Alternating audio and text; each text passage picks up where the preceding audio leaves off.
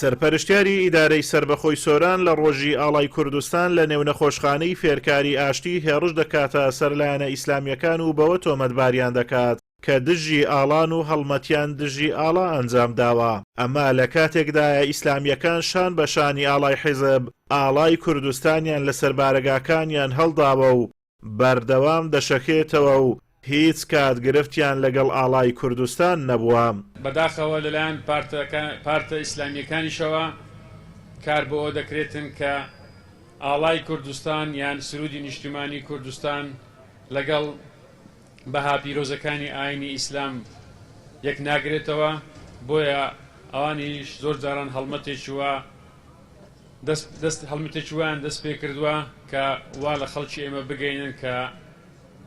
هەم ئاڵا و هەم سرودی نیشتیمانیش لەگەڵ بەها پیرۆزەکانی ئیسلام یەک ناگرێتەوە. ئەم لێدوانەی سەرپەرشتیاری ئیدارەی سربەخۆی سۆران ناڕەزایی لایەنە ئیسلامیەکانی لە ئیدارەی سۆران بە دوای خۆی داهێناوە و دەڵێن مێژووی ئیسلامیەکان لەوە پاکترە تۆمەتی لەو جۆرەیان بۆ دروست بکرێت. ڕاشی دەگەێنن ئیسلامیەکان پارێزەری ڕاستەقینەی شوناسی گەلی کوردن و ڕۆژێک لە ڕۆژان لەژێر ئاڵای کوردستان خیانەت و گەندەڵیان لە نەتەوەکەیان نەکردووە تاوەکو دژایەتی ئاڵا بە ئیسلامیەکان بفرۆشنەوە و خۆشیان نەهامەتی نەماوە بەسەر ئەمگەلەیدا نەهێن و ئیسلامیەکان لێی بێبەرین. ئەمڕۆ کە ڕۆژی ئاڵایە هەردوو برای بەڕێزم مامەستا کەیفی و مامەستا سیامەند وەکو نوێنەری مەڵبەندی کۆمەڵی دادگەری بەشدار بوون لە بەرزڕاگرتنی ئاڵای کوردستان و بەڵام بەداخەوە بەرپرسی ئیدارەی سۆران زۆر نابەرپرسانە هێرش دەکاتە سەر لایەنە ئیسلامیەکان، گوایە لایەنە ئیسلامیەکان دژی ئاڵای کوردستانن و هەموو خەڵکی کوردستان دەزانێتن کە تاکە لایەنێک کە خیانەتی بە ئاڵای کوردستان نەکردبێ لایەنە ئیسلامیەکانن بە هەموو لایەنە ئیسلامیەکانەوە. لەبەرەوەی بەڕاستی مێژووی ئیسلامیەکان لەوەی پاکترە کە تۆمەتبار بکرێن و دیارە چێ خیانەتی بە ئاڵای کوردستان کردووە چێ لە ژێر ئاڵای کوردستان خیانەتی بە میلەتی خۆی کردووە و خۆی فرۆشتووە بە وڵاتە دراوسەکان و شەڕی یەکتریان کردووە و خیانەتیان لە پارچەکانی دیکە کردووە. لەبەرەوە بەڕاستی ئێمە زۆر نیگەرانین بە ئەو جۆرە لێدوانانە چونکە ئینسان کە بەرپرسی ئیدارەیەک دەبێت بەرپرسی هەموو لایەک بێەوە بدەبێ بە هەستێکی نەتەوایەتی معاملە بکاتن و ئێمە کە لە حکومەتیش دانین و معارەزەشین، بەڵام لەبەرەوەی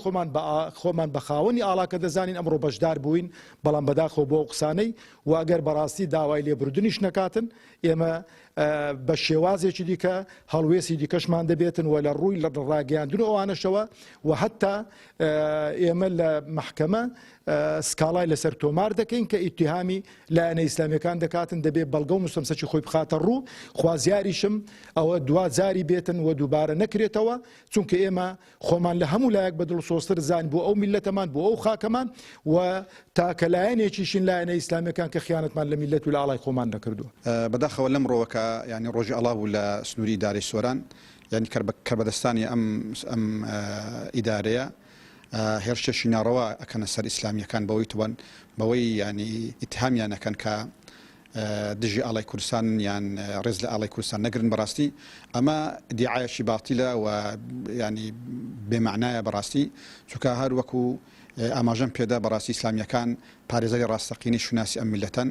ئەخلاق و ڕۆشتی ئەمگەل ئەپارێزن، بەڕاستی پاکن لە گەندەڵی دەستیان سوورنیە بە خوێنی خەڵک و ئەو نەهامەتی و ئەو گرفتانی ئەمڕۆ بەسەر ملەتی کوردە هاتێ بەڕاستی ئیسلامیەکان لێ ببەرین. ئەوەی ئینتیمای نیشتیمانی لە لای هاوڵاتیانی هەرێمی کوردستان کاڵ کردوتەوە و ئاڵا و ڕەمز و پیرۆزیەکانی لە بەرچاوی خەڵکی خستووە، ئەو هەموو گەندەڵی و نادادی و چینایەتی و نەهامەتیەیە کە لە پەناو ژێرسێبەری ئەو ئاڵایەدا لە سێدەیەی حکومڕانانەوە بەسەر خەڵکەکەدا هاتووە و لەلایەن دەستەڵاتی سێدەیەی ڕابردووی هەرێمدا ئەنجام دراوە، نەک لەلایەن ئیسلامیەکانی کوردستانەوە. لە کارنامە و ئەدەبیاتی ئیسلامیەکانیشدا هیچ گرفتێک لەگەڵبوونی سرودی نیشتیمانی نەبووە و نییە، جگە لەوەی زۆر بەڕوونی ڕەخنە و تێبینیان لە سەردێرێکی هۆنراوەکە هەبووە، نەک هەڵمەتیان لە دژ دەست پێکردبێ یا سوکایەتیان پێکردبێ، وەک ئەوەی بەرپرسی ئیدارەی سۆران بۆ مەبەستی تەسچی حیزبایەتی بەکاری دەهێنێت. ئازادۆمەراوەی کەناڵی ئاسمانی پەیام، سۆران.